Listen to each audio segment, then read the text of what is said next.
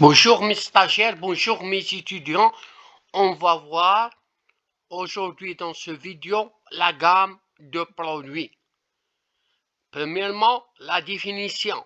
La gamme de produits désigne l'ensemble des produits proposés par une entreprise destinée à satisfaire le même besoin générique. Les frontières sont floues. Qu'est-ce qu'un même besoin générique de consommateur? Ce découpage est fait a priori pour analyser les activités des entreprises. Par exemple, trois gammes de produits chez Peugeot qui répondent à des besoins très différents. Les cycles, les automobiles, l'outillage. Maintenant, on va entamer qu'est-ce que largeur et profondeur du gamme. La gamme de produits se caractérise par deux éléments. Le largeur, ça veut dire le nombre de lignes de produits proposées.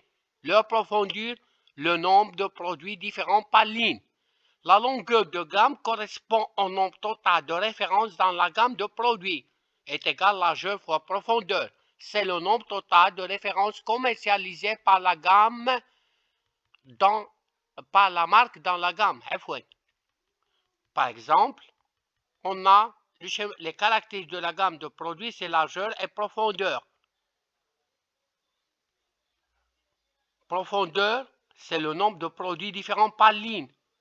Largeur, c'est le nombre de lignes proposées. Longueur, c'est ça, c'est longueur. Fais attention. On va l'expliquer un peu. La gamme d'automobiles Peugeot, par exemple. Largeur, c'est le Peugeot propose plusieurs lignes. 107, 207, 307, 407, etc.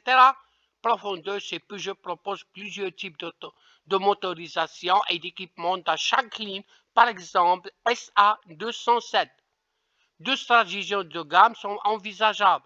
On joue sur la largeur de gamme, multipliant les lignes de produits en réduisant le nombre de variétés proposées. On est alors dans les stratégies dites généralistes. On joue sur la profondeur de gamme. Sur quelques lignes de produits, on propose un nombre important de références différentes. On se spécialise. La gamme longue, voire la gamme courte.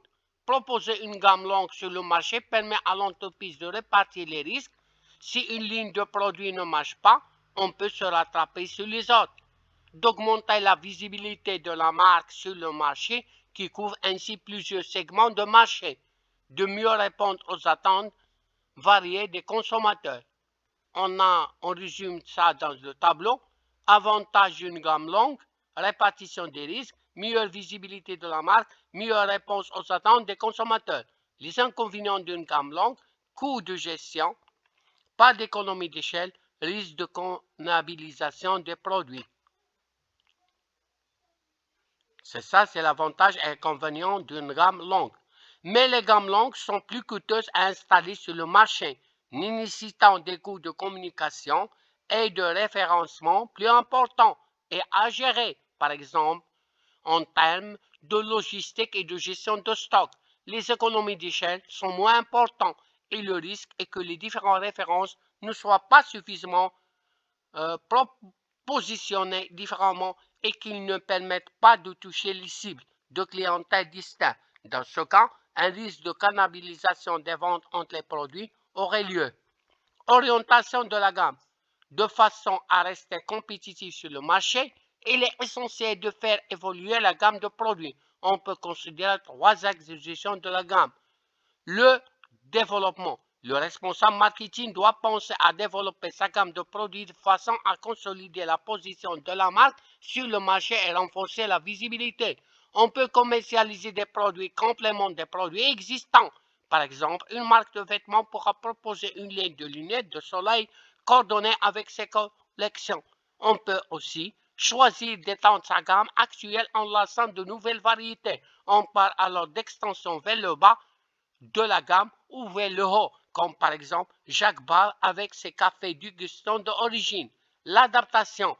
Il s'agit d'adapter la gamme existante, de faire évoluer de façon à maintenir un positionnement compétitif sur le marché. On peut revoir la recette de produit au son packaging et lui associer une nouvelle offre de service. La réduction. Il s'agit pour le manager de se débarrasser des produits de sa gamme qui ne sont plus rentables et qui ne profitent pas à l'entreprise en termes de clientèle, de notoriété ou l'image. Voilà le schéma qui résume la gestion de la gamme de produits. On a la diagnostic analyse de la gamme, on a développement, adaptation, réduction. L'extension de la gamme. On peut aussi choisir d'étendre sa gamme actuelle en lançant de nouvelles variétés, mais toujours dans la même catégorie de produits. On parle alors d'extension vers le bas de la gamme ou vers le haut. Exemple, Mercedes, à partir de sa gamme d'origine de grosses voitures haut gamme, adopte une stratégie d'extension de gamme vers le bas en lançant de classe A, la classe A, préoccupant une entrée de gamme à un prix plus bas, permettant de toucher une nouvelle cible de marché plus féminine ou urbaine. Mais si de votre attention, n'hésitez pas de proposer la question, n'hésitez pas d'abonner pour recevoir d'autres vidéos pour m'encourager. Merci une deuxième fois.